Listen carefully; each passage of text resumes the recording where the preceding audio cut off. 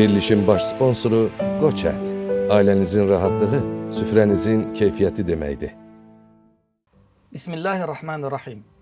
Rəhman və Rəhim olan Allahın adıyla. Hörmətli Biznes TV izləyiciləri, mübarək Ramazan ayına xüsusi olaraq hazırladığımız Ay Görünəndə verilişinin növbəti buraxılışında hamınızı xoş gördük. Allahın rəhməti, məğfirəti, mərhəməti, bərəkəti, xeyir duası, sülh və əminamanlığı hamımızın və bütün bəşəriyyətin üzərində olsun. Verilişimizin bugünkü mövzusu Ramazan ayı, qul haqqı və qonşuluq haqlarıdır. Və bu mövzunu bugün studiyamıza dəvət etdiyimiz hörmətli qonağımız, hamımızın yaxından tanıdığı dəyərli ziyalımız, fikir və düşüncə adamı, fəlsəfə üzrə fəlsəfə doktoru, Bakı Slavyan Universitetinin dosenti Müşfiq müəllim Ötkünlə müzakirə edəcəyik. Müşfiq müəllim, xoş gəlmisiniz. Xoş gördük İşat. Müşfiq müəllim, Ramazan ayınız xeyirli və mübarək olsun. Sağ olun, teşekkür. Müşfiq müəllim, ilk öncə icazənizlə verilişimizin ilk sualını bu şəkildə sizə təqdim edərdim. Qul haqqı nədir və qul haqqı dedikdə nəyi başa düşməliyik? Əvvəla bu qul haqqı, qul, bu biraz orta əsrlərin sözüdür. Bu bir qədər adamları çaşdırır. Bir də qul sözü silirəm ki, bizim indi maariflənmiş kəsimdə bir qədər arxaik qavranılır. İnsan özünə niyə qul desin? Allahın qulu, köləsi midir məsəl üçün? Allah insandan köləlik mi istəyir özünə qarşı? Bəziləri elə də başa düşür. Amma qədimdə bunun müqəddəs kitablarda mənası açılır. Mən bunu İsa Peyğəmbərin İncildəki söhbətlərindən biraz açdım ki, bu Allahın qulu, Allahın qulluqçusu deməkdir, işçisi deməkdir. Qulluqdan, ibadətdən. Yəni ki, Allahın yeryüzündə canişini deyir Allah Quranda ona ki, Allahın köməkçisi yeryüzündə. Yeryüzündə ədalət, gözəllik, həqiqət işlərinə baxan bir canişin. Bu mənada bu qul sözü biraz indi pərt edici səslənə bilər. İslamda çox istifadə olunur. Müşfiq müəllim, siz də bilirsiniz. Biraz bəlkə abd kökündən gəldiyinə görə ibadullah. Məsələn, abduhu və rasuluhu deyirik Peyğəmbərimiz üçün. Onun qulu və rəsuludur. Və ibadullah Qurani-Kərimdə keçər. Allahın qulları, hətta bəzi tərcümələrdə Allahın kölələri, amma biz buna daha çox bəndə deyirik, bəndə kəlməsindən istifadə edirik. Bəlkə belə deyək, günümüz nöqteyi nəzərindən, sizin yanaşdığınız həssas nöqteyi nəzərdən qul haqları deyərkən insan haqları daha yerinə uyğun düşər bəlkə günümüz nöqteyi nəzərindən. Və burada qul haqqı deyəndə çox önəmli bir şey var. İnsanın Allaha ibadəti onun insanlarla, hətta heyvanlarla, təbiətlə necə keçindiyinə bağlıdır. O onlarla necə davranır? O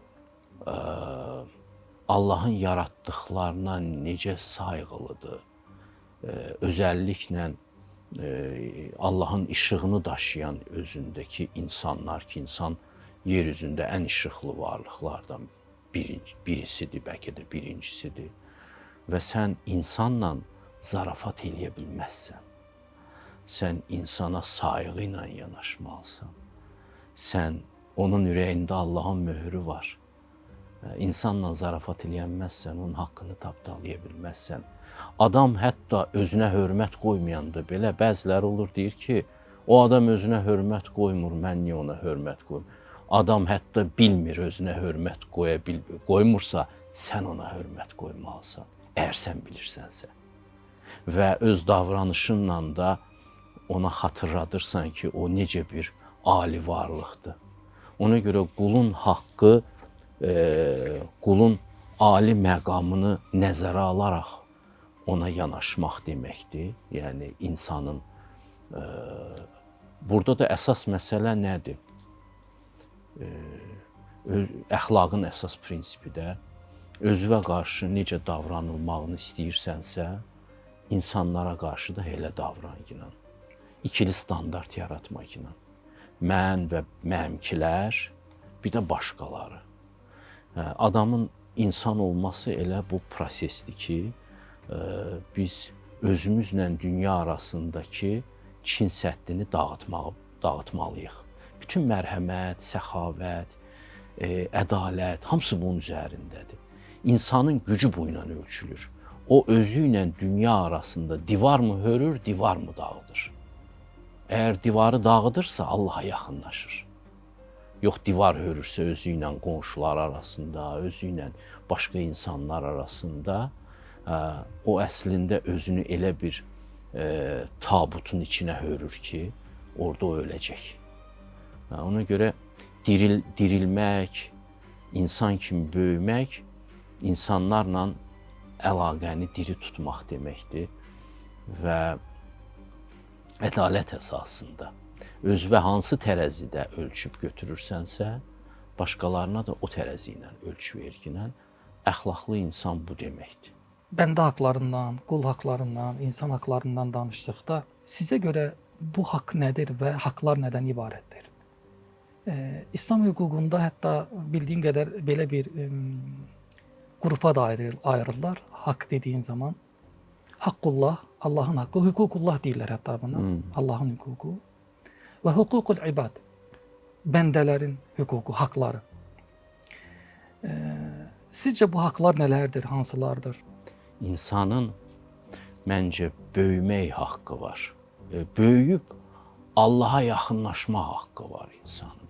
İnsanın müdrikləşmək haqqı var. Gözəl.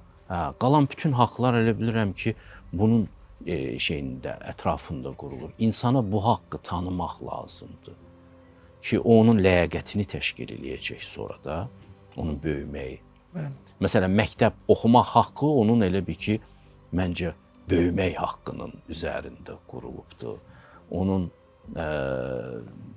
dincəlmək haqqı da bunun üzərində qurulubdur ki, insanın boş vaxtı olmalıdır ki, zikr eləyə bilsin, özünü dərk eləyə bilsin. Şeyin bir əsəri var idi Victor Hugo'nun, Gwynblennlər deyən bir təlxəklər düzəldirdilər uşaqlardan, çəlləyin içinə yerləşdirirdilər onları və şikəst olurdu. Onlar böyüyürdülər, donqar olurdu, sümükləri deformasiya olurdu.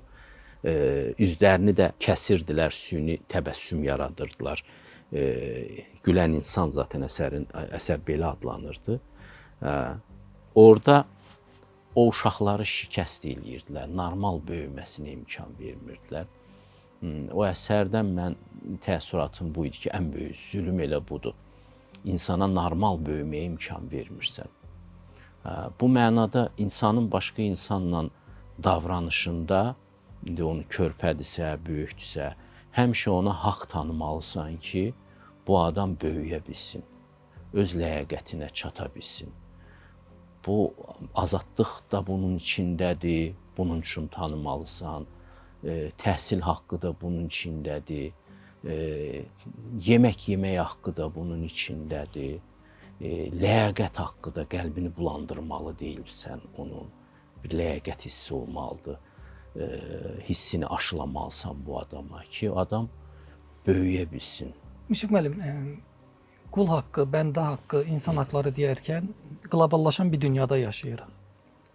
Siz bir fikir və düşüncə insanısınız və düşünürəm ki, ümumi mənzərəyə hər zaman baxıb vəziyyəti öz nöqteyi nəzərinizdən dəyərləndirirsiniz. Bu dünyada milyardlarla insan yaşayır. Qloballaşırıq, əslində kiçilirik. Yəni daha da belə bugünkü texnologiyanın da vasitəsilə, yəni hətta eyni şəhərdə yox, kiçik bir kənddə yaşayarcasına o səviyyəyə gəlib çatmışıq. Və biz bir-birimizlə ünsiyyətdə olduğumuz zaman müxtəlif münasibətlərdə oluruq. İqtisadi münasibətlərdə oluruq, maddi münasibətlərdə oluruq, ailə münasibətində oluruq, qonşuluq münasibəti, qohumluq əlaqələri, hətta qlobal düşüşlər, dövlətlər arası münasibət, beynəlxalq hüquq, insanların bir-birinə dəyər verməsi, bir-birinin haqqına, hüququna riayət eləməsi və ya bir-birinin haqqının hüququna girməsi səviyyəsi istər yerli dərəcədə olsun, istər qlobal dərəcədə olsun. bir düşünce insanı kimi sizin bir razılığınız var mı? Razısınız mı bugünkü əhval-ruhiyyəsindən, insan haqları vəziyyətindən? Təəssüf ki, dünyanın qloballaşması, dünyanın böyüməsi, təfəkkürün üfüqlərinin genişlənməsi, mənəviyyatın ənginlik qazanması demək olmadı. Olmadı. Çox balacalandı. Çox balacalar. Cılızlaşdı, Bizi eləmi? qloballaşdırmaqla bizi balaca, çıxılmaz bir dünyaya soxdular. Bunun dəyərlərini Hollywood müəyyən eləyir. Amerikadan Yaponiyaya qədər. Burada qloballaşma deyəndə bu dünyanın bütün zəngin mədəniyyətinə sahib çıxmaq demək olmadı. Bu elə Amerikanizm və qərbçilik dəyərlərinin bütün dünyaya reklam olunması, depolanması demək oldu. Qloballaşma. Qloballaşma budur. Qloballaşma bizi inkişaf etmiş sivilizasiyanın, o da ancaq texniki surətdə inkişaf etmiş sivilizasiyadır, onun köləsi etməyə hazırlayır və bütün işin mənəvi tərəfi də fikir verin onların təbliğatçıları da belə deyək, 5-ci kolon sözü dəbdədir. Onlar nə deyirlər? Həp təlqin edirlər ki, sizin şərqdə heç nə yoxdur. Siz elə Afrikanın bir başqa formasısınız. Qul haqlarında yoxdur, insan haqları da yoxdur. Siz heç nə öyrədə bilməzsiniz. Siz bizdən öyrənin hər şeyi. Biz ən yaxşı şeylərdən. Onlarınsa gəlib çıxdığı məsələ, bilirsiniz nətərdir? Şərqdə min illərlə kamil insan da axtarıblar xilası. Bəli. Ki insan kamilləşəcək, insani dünya yaradacaq. Bunlar asta-asta bu amaldan uzaqlaşdırdılar bəşəriyyəti. Kamil insan ideyasını kamil texnika ideyası tutdu. Artıq ancaq kamil texnika arzulayırlar. Bəli. Hər sezon daha kamil telefon çıxmalıdır, daha kamil avtomobil çıxmalıdır. Bunun dalıyca qaçırlar. Komfortlu həyat təklif edirlər bizə. Cənnətin yanlış anlaşılmış bir formasıdır. Cənnət insani həyatdır. Orada arif adamlar bir-birinə söhbət eləyəcəklər. Söhbətdən alınan keyf ən böyük keyfdir insanlar arasında. Bunlarsa bizə texniki komfortdan, VIP xidmətdən bəhs eləyirlər. İnsan komforta sitayiş eləməyə başladı. Və bu heç bir mənəvi zənginlik deyil. Burada insan haqlarından danışanmazsan. Çünki insani dəyərlər önə qoyulmayıbdır. Komfort dəyərləri, nəfsi məmnun eləmək bu hədəfə çevrildi. Maddiyyat hədəfdə deyil. Həqiqət də hədəfdə deyil. Maddiyyat hədəfdə. Mənəviyyat hədəfdə deyil, Mənəviyyat həqiqət hədəfdə hədəfdə deyil. deyil. Və dəyərlər fonunda. Bəli, bunu özlərinin də filosofları görürlər şübhəsiz. Biz şərqdən də bunu görürük ki, bu əslində insani baxımdan iflasdır. Bu insani baxımdan bir iflasdır. Bunu bizə inkişaf kimi təqdim eləyirlər. Mən də deyirəm ki, əgər qərb sivilizasiyası belə bir böyük sivilizasiyadırsa, bunun insanı niyə belə balacadır? Mənə onun insanını göstərin. Məndən soruşsun, mən deyim, şərqin insanı Nəsimidir, Rumidir, Konfutsiyadır, Buddadır. Mən sizə göstərim, Zərdüştdür. Siz bizə nə kimi göstərirsiniz? Elon Musk'ı, qərbin peyğəmbəri Elon Musk'dır. Epstein siyahlarından çıxır. Hawkins'dir. Bir başqasıdır. İndi mən fürsətçilik də eləmək istəmirəm, amma bizə elmi, mənəviyyat kimi təqdim eləməyə, texniki təbiətşünaslıq elmlərini, bu heç bir mənəviyyata xidmət eləmir. Təbiətşünaslıq alimi bomba da düzəldə bilər, faydalı bir şey də fabrikdə qura bilər. Orada əxlaq yoxdur. Və ümumiyyətlə mənəviyyat maraqlandırmır bu qlobal sivilizasiyanı. Bunun içində, yəni mənəviyyat dünyasının əhəmiyyətsizləşdiyi dünyada siz insan haqları mı tanıyırsınız?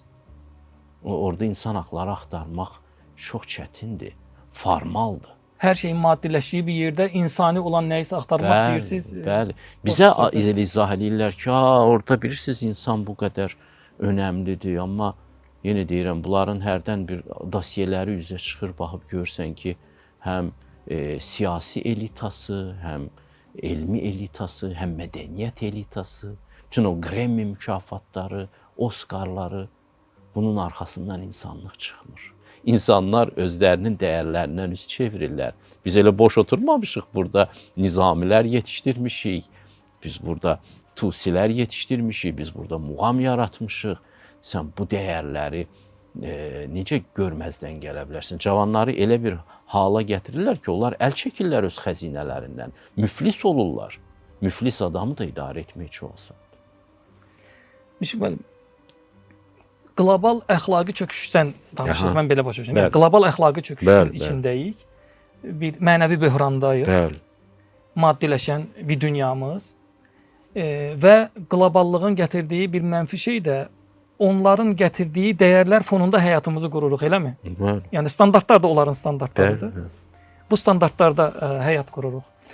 Yaxşı, onlarlaşırıq da, belə desəm olar mı? Eyni. Düzdürmü? Yəni oralar müqavimətimiz necə olmalıdır? Necə müqavimət göstərək ki, özümüzü qoruya bilək və varlığımızı davam elətdirək? İndi bizə təlqin eləyirlər ki, elm şərə qarşı dura bilir. Bu tezis maarifçilikdən gəldi. Maarifçilik düşünürdü ki, hər halda bir mənəvi legitimlik qazanmalıdır da, hansısa bir hərəkat başlayanda. Bu qərb maarifçiləri də, bu fransız maarifçiləri də başlayanda, Kantdan əslində başladı, amma fransızları da burada unutmayaq. Bunlar başlayanda, Diderot falan, ondan başladılar ki, əgər biz insanları savadlandırsaq, şər yer üzündə azalacaq. Öyrənmək, oxumaq işıqdır, öyrənməmək qaranlıqdır. Bunu Bibliyadan çıxartdılar bu tezisi. Şərdir və cəhalətdir eyni zamanda. Cəhalətlə mübarizə eləmir, cahilliklə mübarizə olur. Və insanları savadlı eləməklə dünyanı yaxşılaşdırmaq şeyi. Hələ də bizim cəmiyyətdə, bizdə biraz maarifçilik gec gəldi, çıxdı da bir 100 il, 200 il sonra gəldi, çıxdı. Amma bizdə hələ də bu dəbdədir, trenddədir, belə deyək. Və onun da canı budur ki, savadlı adamlar yetişdirməliyik və bunlar şəri qarşısında durmalıdırlar. Tənəzzülün, mənəvi tənəzzülün qarşısında durmalıdırlar və s. Belə bir əlaqə yoxdur. Biz 10.000 ilahiyyatçı da yetişdirsək, 10.000 əxlaq professoru da yetişdirsək, 10.000 fəlsəfəçi də 10.000 yetişdirsək, fəlsəfəçi, filosof da yetişdirsək, bu negativ düşüş deyək də, düşüşün qarşısını ala bilməyəcəklər. çöküşün qarşısını ala bilməyəcəklər. Çünki elm və savad burada duruş gətirən, burada ruhani bir mübarizə lazımdır. Ruh isə insanın fərdi çabasından yaranır. Başa düşürsünüz, sivilizasiya həmişə ayrı-ayrı insanların ruhani çabasına borcludur. Məhəmməd Peyğəmbərin Hira dağına çəkilib bir Allahın qapısını döyməsinə bağlıdır. təfəkkürə dalması. Zərdüştün mağaraya çəkilməsinə bağlıdır. Buddanın meşəyə getməsinə bağlıdır. Başa düşürsünüz? Burada fərdi ruhani cihad eləmək lazımdır. Və bir insan, mən buna həmişə heyrət eləmişəm və bu heyrətimlə də bölüşürəm. Bir insan Allahın qapısını döyürsə, həqiqətlə təmas eləyə bilirsə, Allah da ona izin verirsə, bu təmasdan böyük bir sivilizasyon fırtına yaranır. Fırlanır o adamın ətrafında hadisələr. Həqiqətlə təmas universitetdə verilmir. Universitetdə sənə məlumat verilir. Universitetə sən diplom üçün gəlirsən. Gəlirsən ki, bir lisenziya alasan, oturasan, xımır-xımır sən də bir yerdə oturub yiyəsən. Başa düşürsünüz? Universitetə insanlar gəlmirlər ki, mənəvi ehtiyacdan gəlsinlər, həqiqəti dərk eləsinlər. Tələbələrin, hətta məsəl üçün fikir verir, sizdə olub, mən çox fikir verirəm. Birinci kurslara dərs deməkdən daha çox həzz alıram. Yuxarı kurslara dərs demək mənə heç bir məmnunluq vermir. Onlar artıq professional tələbədirlər. Onlar bilirlər ki, dərsə necə qulaq asacaqsan, yəni bu qulağından alacaqsan, bundan verəcəksən. Ancaq imtahanda sənə lazım olan şeyləri qeyd eləyirsən və ya onları əzbərləyirsən. Çox professional tələbə. Amma birinci kursda hələ çaşqınlıq var. hələ formalaşmayıblar, Acdılar, hələ qəbul acdılar. edilmir. Ona görə onlarla hələ dərinlik barədə danışa bilirsən. Onlar hələ buna tutula bilirlər, yoluxa bilirlər. Çoxdan fikir verirəm və birdən baxıb deyirəm ki, yox, universitet təhsili artıq mənəvi intibaha xidmət eləmir. İndi bir vaxtlar Diogen adında bir filosof var idi də, düşüb bazara çıraqla günü orta çağı insan axtarırdı. Soruşurlar, Diogen nə axtarsan? Deyir, insan axtarıram adamın gür olan yerində. İndi savadlı adamlar içərisində, hətta yaşatmayan professorlar içərisində həqiqət axtaran adamı çıraqla axtarmaq lazımdır. Onların diplomda marağı var. Nə bilim, neçə yüz məqaləsinin çıxmağında marağı var. Xaricdə məqaləsinin çıxmağında marağı var. Həqiqətdə marağı yoxdur. Müşfiq müəllim, o zaman belə bir nəticə çıxara bilərikmi? Üzr istəyirəm. Yanlış da anlaya bilərəm. Buyurun. Mənəvi dəyərlərin təbliği hər zaman lazımdır. Həqiqəti axtarmaq və həqiqətə varmaq nöqteyi nəzərində. Və bu dəyərləri, milli mənəvi dəyərlərin, Bəli. bizim mənəvi dəyərlərimiz eyni zamanda bizim milli dəyərlərimiz. Bəli, bəli. Milli dəyərlərimiz də mənəvi dəyərlərimiz. Bəli. Bunun daha çox təbliğ edilməsi, daha çox bu məsələdə maarifləndirmə işinin aparılması, bu reallıqların, həqiqətin insanlara çatdırılmasının önünün açılması və ya genişləndirilməsi fikri ilə razısınız. Yəni çünki o qloballaşan dünyada, maddiləşən dünyada hamımızın evində, cibində də artıq bu mədəniyyət. Qismən. Düzdür, mən özüm də bunun təbliği ilə məşğulam. Bəli. Mənəvi, şərqin mənəvi dəyərlərini təbliğ eləyirəm. Amma belə bir şüarın yaranmasından ehtiyatlanıram. Çünki yaxşı bir şeyi də təbliğat səviyyəsinə çatdıranda adamları küstürürsən bu şeydən. Qabiliyyətsiz adamlar sürüsü yaranır, o savad almışlar. Gəlirlər, dini təbliğ eləyə adamları dindən uzaqlaşdırırlar. Avropa necə oldu ki, xristianlıqdan sprinter kimi qaçdı, uzaqlaşdı. Və indi bizə də bunu təlqin eləyirlər ki, bax, bizim inkişafımız dindən uzaqlaşma ilə oldu. Sizdə də belə olmalıdır. Bizim savadlılar da buna uyur. Əzizim, siz zülm yaratdınız din adına. Dinin təbliği adına zülm yaratdınız. Həyatın önünə keçdiniz. Qərb din və dindarlıq anlayışını Bəli. Və ona görə üsyan yarandı. Nifrət yarandı. Nifrət yarandı. Ona görə anlayışını. dini tamam çıxartdılar fəlsəfədən, mənəviyyatdan, indi filosof həyatlarından, indi bütün institutları böhran içərisindədir. Çünki din o qədər ekzistensial, dərin bir platforma verir ki, ailə institutuna, Bəli. ondan sonra dövlət institutuna. Siz təsəvvür, orta əsrlərdə adamlar ciddi traktatlar yazırdılar ki, Hobbeslar, Hume'lar ki, bu Allaha inamla dövlətin başçısının legitimliyi necə bağlıdır bir-birinə. Legitimlik, siyasi legitimlik məsələsini ruhaniyyatla həll edirdilər. İndi bunlar hamısı çıxıbdır işin içindən. Bütün həyat da ailə institutu da, mənəviyyat institutu da böhran keçirir buna görə. Çünki dini təməldən uzaq düşüblər. Bunun da hamısı, hələ bunun haqqında Konfutsi yazırdı. Deyirdi ki, dini məhv eləyən dərin olmayan təbliğatçılardır. Kənd rahibləridir deyirdi o. Onun üçün kənd rahibləri dərin olmayan təbliğatçı deməkdir. Burada kənd-şəhər söhbəti dilemması. Dərin olmayan deyərkən üzr istəyirəm. Yəni həqiqi mənada dinin haqqını, həqiqətini, Yəni adamın ağlında bir şeylər var. Anlamayıb, zahirən tətbiq eləməyə çalışan. Bəli, savad alıbdı. Başında bir şeylər var. Amma içində ürəyində bir şey yoxdur.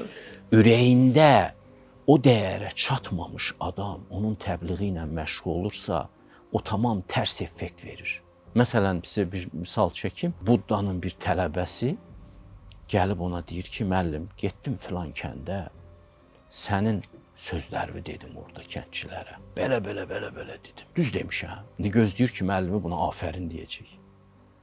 Budda da qulaq asır, deyir, sözlər düz idi, amma sənin ağzında nəsə əyri səsləndi. Başa düşürsünüz, siz səhər axşam Qurandan danışa bilərsiniz, amma əyrilik aşılaya bilərsiniz insanlara. Milli dəyərlərdən danışa bilərsiniz, amma dəyərsizləşdirərsiniz adamların gözündə həyatı. Bunun üçün lazımdır ki, adamın ruhunda bu yoğrulsun, çıxsın. Səmimi O adam- olsun yəni. Bəli, səmimi səmimi inansın, olsun. bu dəyərlərinə səmimi bağlı Bəli. olsun ki, effekti olsun. İkilik olmasın qəlbində. Bəli. Saxtalıq olmasın. Ağılda yazılan yaddaş olmasın.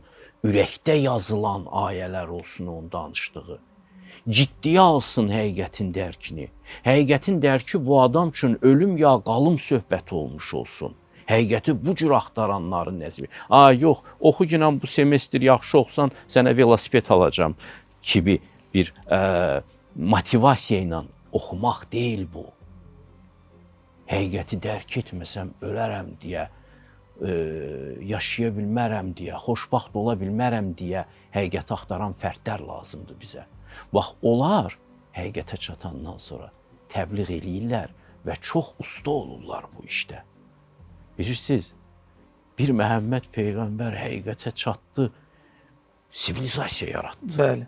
Tarix yaratdı adam. İndi oturun baxın da bu böyük fiziki qüvvəyə mi malik idi, böyük var dövləti mi var idi, böyük imperiya başçısı idi mi bu? Yox. Gör, həqiqət insanı necə ucaldırmış. Adam tarixə toxundu. Başa düşürsünüz? Və bu bizim üçün bir örnəkdir. İnsanın ruhlanma örnəyidir. Həqiqətlə təmasından insan necə bir qüdrət. Böyüklük istərsiniz, Allah deyir, böyüklük Allahda. İndi şöhrət istəyirlər insanlar. Məşhur olmaq istəyirlər, böyük alim olmaq istəyirlər, Nobel almaq istəyirlər, Oscar almaq istəyirlər. Amma həqiqi olmaq istəmirlər. Tamam, riyakarlığın bir tərəfini bir şeylə növlərində Bax, həqiqi olmaq yolunda irəliləyən bir neçə fərdimiz olsa bizim, bax, onlar təbliğ eləyə bilərlər. Çox da effektiv eləyəcəklər bunu. Müşfiq müəllim, çox mühüm sözlər dediniz, Allah razı olsun. Mən bir şey də deyim, Peyğəmbərimiz əleyhissalamdan nümunə gətirdiniz. Ümumiyyətlə, bəşər tarixinə baxdığımız zaman, bu səmavi dinlərdə də belədir, lokal dinlərdə də belədir və ya ideyalarda, ideologiyalarda da belədir. Başında duran adam bir mənalı şəkildə o davasına inanırsa, o mübarizəsinə inanırsa, onu səmimi olaraq qəbul eləyibsə və qəbul elədiyi şəkildə də yaşayırsa, o mütləq mənada öz təsirini göstərir. Mütləq mənada. Bəlkə biz elə oradan götürməyək, gəlin elə özümüzdən götürək. Evdə, eşikdə, ailədə bir ata kimi, dost kimi bir məsələni, bir düşüncəmizi, bir həyata keçirdiyimiz bir şeyi, yaxşı mənada, müsbət mənada olan bir şeyi, məsələn, uşaqlarımıza nümunə olmaq, örnək olmaq. Müşfiq müəllim, səmimi olaraq içimizdə həqiqəti qəbul eləyib, ədəbimizi, əxlaqımızı, ərkanımızı, mədəniyyətimizi göstərmədikdən sonra onun tərbiyəsində bu təsirli olmur da, bu dəqiqdir, özünüz də bilirsiniz belə. Ona görə bəlkə Quran-Kərim Peyğəmbərimiz üçün لَقَدْ كَانَ لَكُمْ فِي رَسُولِ اللّٰهِ اُسْوَةٌ حَسَنَةٌ. Həqiqətən Allahın elçisində sizin üçün ən böyük, ən gözəl örnək vardır. Yəni, nümunəvi insan, nümunəvi şəxsiyyət onu təqdim eləyir və nümunəvi olmaq istəyiriksə, örnək olmaq istəyiriksə, məncə inanclarımızı, dəyərlərimizi səmimi qəlbimizə salıb ürəkdən yaşamaq daha effektiv olur. Bəzən danışmaqdan da daha effektiv olur onu. Səmimiyyət açardır da, ipucudur. Deyəsən, Musa Peyğəmbər haqqında Quranda var ki, o səmimi idi, Allah deyir. Və bir növ deyir ki, mən niyə buna verdim elmimi? Çünki o səmimi idi. İbrahim də səmimi idi. Yanıla bilir elə adamlar. Birdən deyə bilər, aydır mənim Allahım. Günəşdir mənim Allahım. Amma əgər o səmimidirsə, o tədqiq eləyəcək. Və günlərin bir günü görəcək ki, günəş batır, mənim Allahım bata bilməz. Dəri göstəriblər ona, deyiblər ki, bu tanrılar da oturub müşahidə eləyib səmimi şəkildə. Baxıb, bunlar özlərini müdafiə eləyə bilmirlər. Bunlar kimə nə eləyə bilərlər?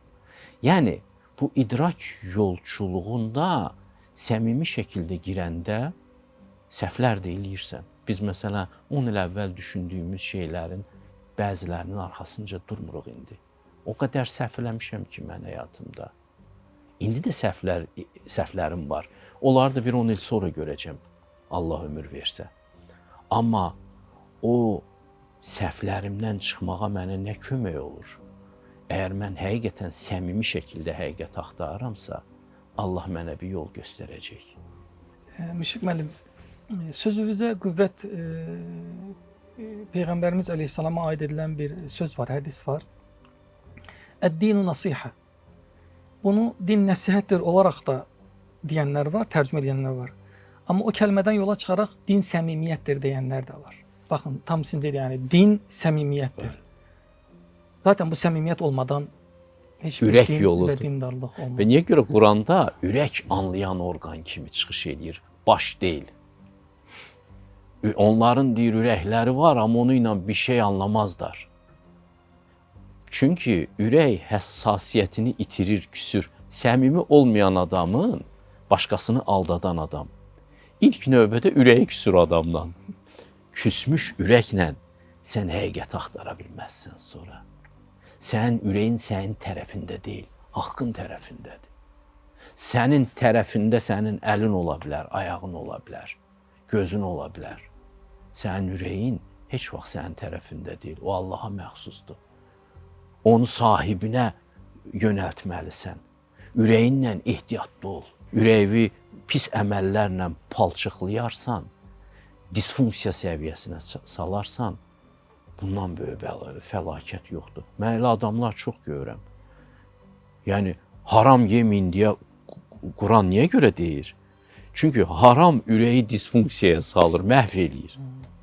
Günah etməyin. Hə, günah etməyin. Ürək Günahlar. ancaq ədalət istəyir ürək, bir də səmimiyyət istəyir. Ürək və riya yedizdirəndə, zülm yedizdirəndə ürək ölür, deyir, mən oyundan çıxıram. Mən ancaq həqiqətə və Allaha xidmət eləyə bilərəm. Siz təsəvvür edin, bəzən adam olur ki, heç həqiqəti bilmir, amma səmimidir, sevimlidir. Fenomen olur, səmimiyyətinə görə. Cəmiyyət əl çalır ona. Çünki cəmaat səmimiyyəti sevir. Evet. Ürəklər sevir bunu. Ona görə də təəssüf ki, bizdə də belə alınır ki, adam elmlənirsə, %99 bu süniləşməyə gətirib çıxır. Nitqi dəyişir. Başlayır terminlərlə danışmağa. Nə bilim, hərəkətləri, danışıq tərzi, nəysə özünə də yad olur, cəmaata da yad olur. Ona görə ürəklə zarafat olmaz. Mən təşəkkür edirəm. Bizim mövzulardan biri də qonşuluq haqları idi. Mən sadəcə olaraq... Biz uzaqlaşdıq biraz. Olsun, zamanımız imkan verdiyi ölçüdə qloballaşan dünyada ümumi mənada soruşuram. Sizin təsəvvürünüzdə olan qonşuluq anlayışı varmı? Və özümüzdən danışaq. Siz də qonşusunuz və yaxşı qonşusunuz. İstədiyiniz, ürəyinizdən istədiyiniz qonşuluğu eləyə bilirsinizmi qonşularınızla? İndi təzə köçmüşəm bir yerə. Eləmi? Xeyirli olsun. Hə, sağ olun. Amma köhnə qonşularım bunu deyə bilər ancaq mənim haqqımda. Çalışmışam ki, onlara qarşı həmişə nəzakətli davranım. Çalışmışam ki, dərdlərinə, problemlərinə duyarsız olmayım. Bacardığım qədər. Və sizə bir şey söyləyim də, qəşəng toxunursunuz o məsələyə. Müasir dünyanın ən böyük mənəvi çöküşünün bir markeri də qonşularla münasibətin aradan qalxması oldu. İnsanlar tanımır qapı qonşusunda kim var. İnsanlar qonşunun evinə getmirlər. Mənim yadıma gəlir bizim uşaqlığımızda, biz Sumqayıtda böyümüşəm, şəhər evində. Təsəvvürün ki, birinin evində ad günü olurdu. Qaçırdıq qonşulara stul gətirməyə. Stulun altına yazırdıq karandaşla ki, bu filan əminin stuludur. Hətta boşqab belə çatmırdı. Anam deyirdi, get filan kəs xalagilə, oradan boşqab istəginə. Boşqabları da qonşulardan alırdıq. Sonra elə qonşular özləri də gəlirdilər ad günlərinə. Nə qədər gözəl idi. O hələ kənddən şəhərə köçmüş insanların özü ilə gətirdiyi təbiilik payı idi. 20-30 il sonra o azala-azala getdi. təəssüf ki, indi insanlar nə istəyirlər? Elə bir apartament istəyirlər özlərinə, elə bir mənzillər istəyirlər ki, qonşu qonşunu tanımasın. Tanımır, illərdir. Hə, qarışmasın mənim işimə. O qarışmasın işinə o deməkdir ki, inanın ki, müasir adam indi elə vəziyyətdə az da olmur. Bir də görürsən ki, qonşu ölübdür. Hə. Ancaq elə 3-4 gün keçəndən sonra qoxusu yayılanda bilirlər ki, polis çağırmaq lazımdır, nəsə olub. Və siz necə qonşusunuz ki? Bu bizim insanlığımızın iflas etməsidir. İnsanlıq iflas edəndə birinci olaraq qonşu ilə maraqlanmamağa başlayırıq. Qohumla maraqlanmamağa başlayırıq. Birisi xəstələnir, qonşular gedirdi, qohumlar gedirdi. İndi insanlar bir-birindən ayrı düşüblər. Ailənin içində də ayrı düşüblər artıq. Nəsillər arasında ayrılıq var. İndi uşaqlara xahiş eləmək lazımdır ki, sən Allah dayıva zəng elə, təbrik elə, gün bayramdır, bibivə zəng elə, xalava zəng elə. Hə, uşaqlar qapılıblar o individualizm qılafının içinə çıxmaq istəmirlər. Bu bir xəstəlikdir. Bu bir mənəvi və psixoloji bir xəstəlikdir. Bunu da qloballaşma gətirdi. Bunu da qloballaşma gətirdi. O yanlış dəyərlər gətirdi. Quran deyir, qohumlarla əlaqəni... Bəli, bəli, əmr eləyir. Hə, pozma. Qonşularınla maraqlan ki, nə tər ola bilər ki? Yaxın qonşu, uzaq qonşu ayədə keçir. Bəli. Yaxın qonşu və uzaq qonşu. Bəli. Sənin evində yemək bişirindi, kabab bişirmirdik biz balkonda ki, qoxusu çıxar və ya qoxusu çıxırdısa mütləq qonşuya da bir pay aparmaq lazım idi. Hə. İndi bütün bu şeylərdən çox uzaq oldu insanlar. Bir-birlərini tanımırlar. Dünya bu dəqiqə elə bir istiqamətdə gedir ki, Elşad müəllim, ən çox inkişaf eləmiş ölkələr daha uduzmuş vəziyyətdədirlər. Çünki köç onsuz da geri qayıdacaq. İstiqamət arxada qaldı. Doğru istiqamət. İnsanlıq istiqaməti. Biz ora qayıtmalıyıq mütləq. Ona görə gəlirlər, məsələn, Azərbaycanda çox təəccüblənirlər ki, sizdə hələ ailə dəyərləri, sizdə qonaqpərvərlik dəyəri var. Bəli, digər yerlərə görə bizdə hələ də həqiqətən Allaha şükürlər olsun ki, qalır, qoruyuruq, saxlaya bilirik. Elə təəccüblənirlər ki, qatarda, avtobusda gənclər durub yaşlıya yer verəndə çox təəccüblənirlər. Sizdə hələ bu qalıb, Qərbdə artıq bu yoxdur. Bizdə isə qalxıb yaşlıya yer vermək ölümü salamlamaqdır. Qocalığa sayğı ölümü salamlamaqdır.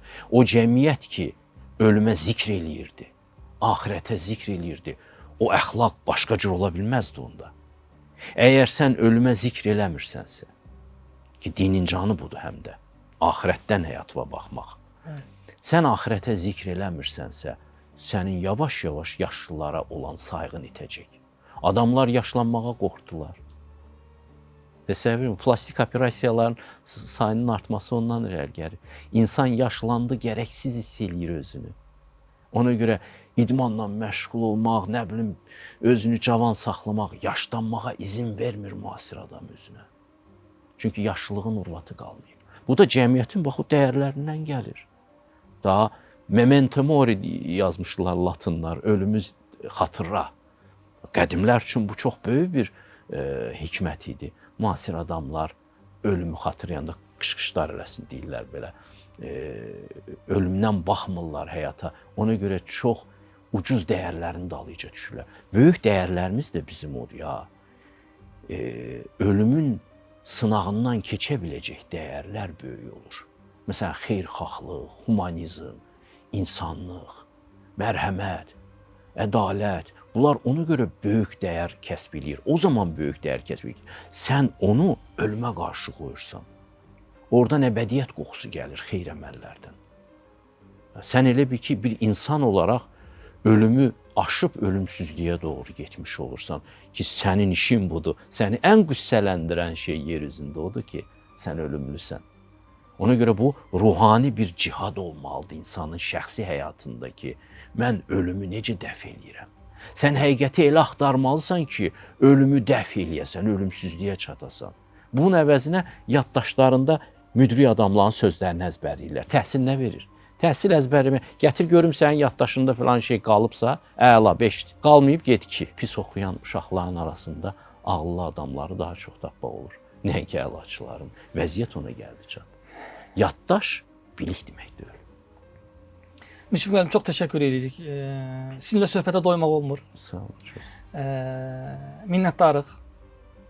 Vaxtınızı ayırdınız, dəyər verdiniz. Gözəl, dəyərli düşüncələrinizi, fikirlərinizi, faydalı fikirlərinizi bizimlə və tamaşaçılarımızla bölüşdünüz və dəvətimizi qəbul edib studiyamıza gəldiyinizə görə sizə minnətdarıq, təşəkkür edirik. Sağ olun, var olun. Şərəf verdiniz. Siz sağ olun. Əziz və hörmətli tamaşaçılar, bugünkü verilişimiz burada sona çatır. Bir sonraki verilişimizdə görüşmək üzrə. Allaha əmanət olun, Allah amanında qalın. Verilişimizin baş sponsoru Qoçət. Ailənizin rahatlığı, süfrənizin keyfiyyəti deməkdir.